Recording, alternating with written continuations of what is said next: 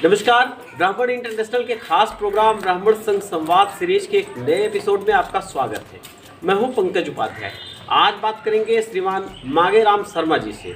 आप नरेला क्षेत्र में रहते हैं, दिल्ली एनसीआर ब्राह्मण सभा चलाते हैं, बहुत पुराने और नए दोनों ख्यालों के संगम के साथ समाज को जोड़ने की कवायद करते हैं।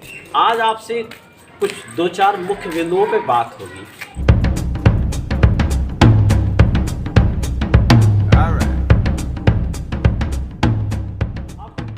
ब्राह्मण सभा दिल्ली एनसीआर की चलाते हैं, कब से रजिस्टर्ड करके आप लोग चला रहे हैं? पहले तो एक संक्षिप्त परिचय हो जाए। ये जो है भाई, हमारी जो सभा है वो कम से कम भी तो है, शंकरदयाल शर्मा जी थे जो राष्ट्रपति जी, उनके टाइम में दीपचंद शर्मा जी ने बनवाया, तभी से चला रहे हैं हम। और हम समाज की सेवा निस्वार्थ कर रहे हैं, किसी से कोई पैसा नहीं लेते, न किसी को तंग करते। हमारे से जो बनता है वो हम समाज का भला करते हैं। ब्राह्मणों की स्थिति आज के वक्त में देश में क्या है, कितना समझ पाते हैं? ब्राह्मण की स्थिति बिल्कुल मजबूत है। ये एक कहने की बात है कि भाई एक गरीब ब्राह्मण था जी। ये तो एक वो जो पीछे समाज था और उन्होंने बदनाम करने के लिए बना दिया, नहीं तो ब्राह्मण गरीब नहीं है। अगर किसी भाई को शक है तो मेरे से आकर ना बेशक बहस कर सकता है, ब्राह्मण गरीब नहीं है, नहीं है, नहीं है। ब्राह्मणों के गरीबी की बात आज के वक्त में नहीं है, ये तो माना जा सकता है, क्योंकि ब्राह्मणों के साथ है। जो सबल ब्राह्मण हैं वो दुर्बल ब्राह्मणों को अपने साथ लेके चलने की बात अब करने लगे हैं समय के साथ। बातें दूसरी है, समाज में ब्राह्मण बहुत मजबूत है, तो जेएनयू की दीवारों पे क्यों लिखा जाता है ब्राह्मणों देश छोड़ो? तो अपनी कमी है ना ब्राह्मणों की, अगर वो लिखने दे रहे हैं। अगर वो जेएनयू में लिखा जाता है तो वो हमारी अपनी कमी है, उनकी कमी नहीं है। ये तो देश जितने दिन गुलाम रहा और अपने संस्कार को भूल गया। हमारे ब्राह्मण खुद अपने संस्कार को भूल गए, वो उस चीज़ की कमी है। वैसे ना ब्राह्मण कमज़ोर है, ना था, ना आगे रहेगा। ब्राह्मण ने अपने संस्कार छोड़ दिए। ब्राह्मण का जो अपना नियम कानून थे वो उसने छोड़ दिए। तो वो कमज़ोर होगा।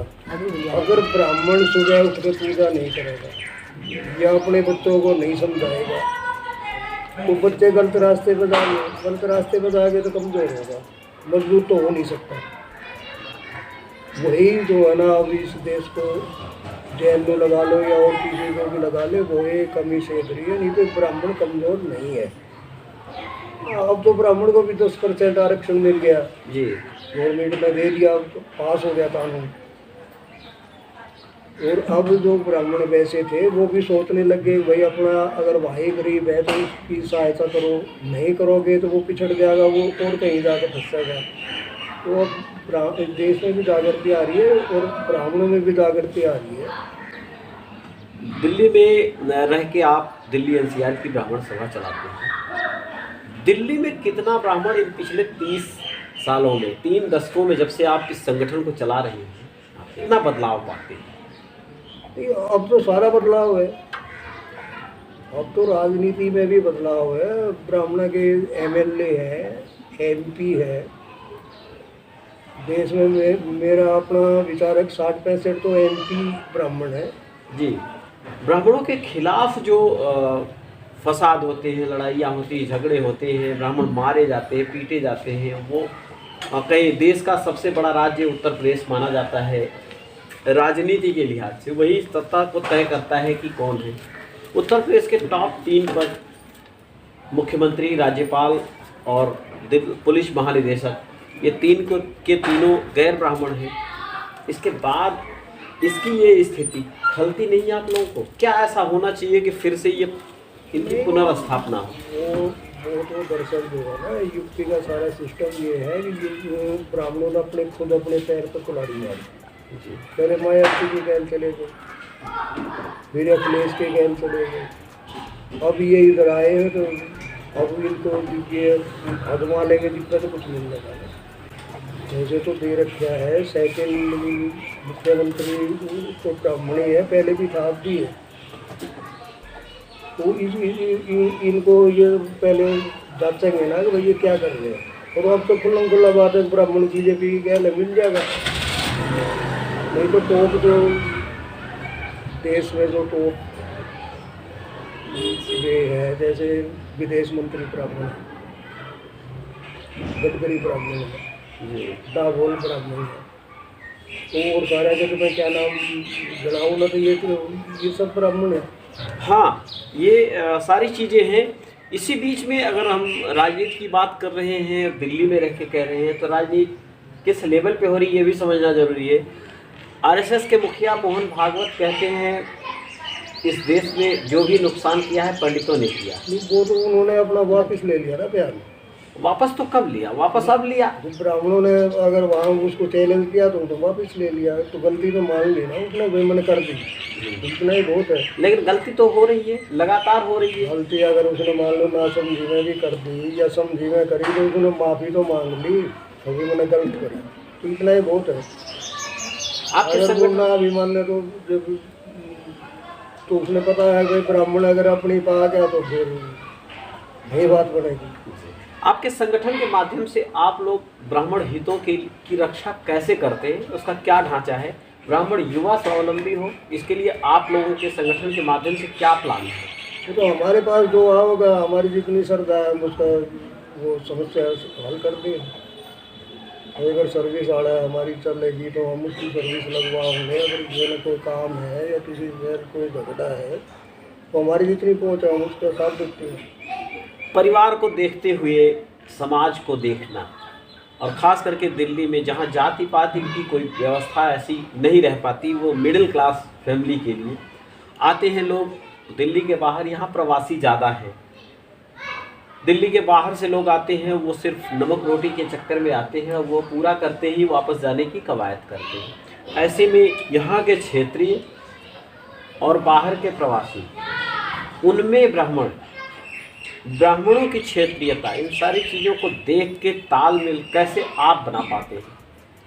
तो तालमेल तो वही, अगर समय के अनुसार आदमी नहीं बदलेगा तो वो पिछड़ जाएगा।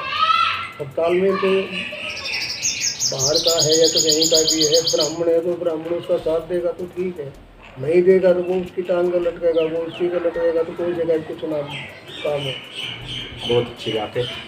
क्या बदला है? जैसे 30 साल पहले आप लोगों ने जब संगठन में काम करना शुरू किया तो आप युवा रहे होंगे, तब में अब में चुनौतियाँ कितनी पाते हैं? चुनौती तो तब भी नहीं थी, अब भी नहीं, जो ना समझेगा खेल है सारा, वो समझदारी है ना, सिर्फ उसी का खेल है। नहीं तो ब्राह्मण के लिए ना तब कोई चुनौती थी ना अब है। तो एक सिर्फ ये है भाई जी मेन्यू वगैरह पाट गया, जिनका एक का नहीं है तो कोई कुछ नहीं। तो अब पता है कि एक का है तो अब सब आदमी पीछे भाग रहे, नहीं है ना, मायावती भाग रही है, अखिलेश भाग रहा, फलाना टिकड़ा सब भाग रहे हैं ब्राह्मणों को अपने साथ से।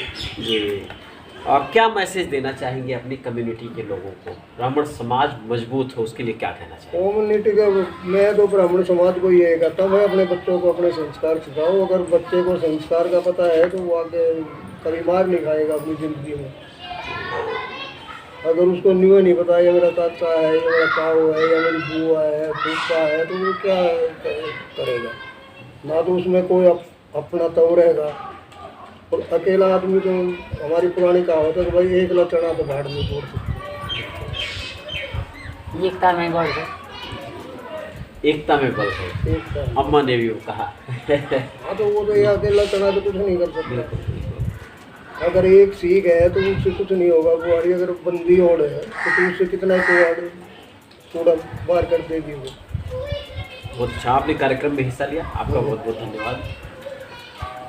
ऐसे ही किसी दूसरी शख्सियत के साथ जल्दी आपकी भेंट कराएंगे, उनसे भी पूछेंगे वो आपके लिए क्या सोचते हैं। बने रहिए, वो ध्यान से रहिए।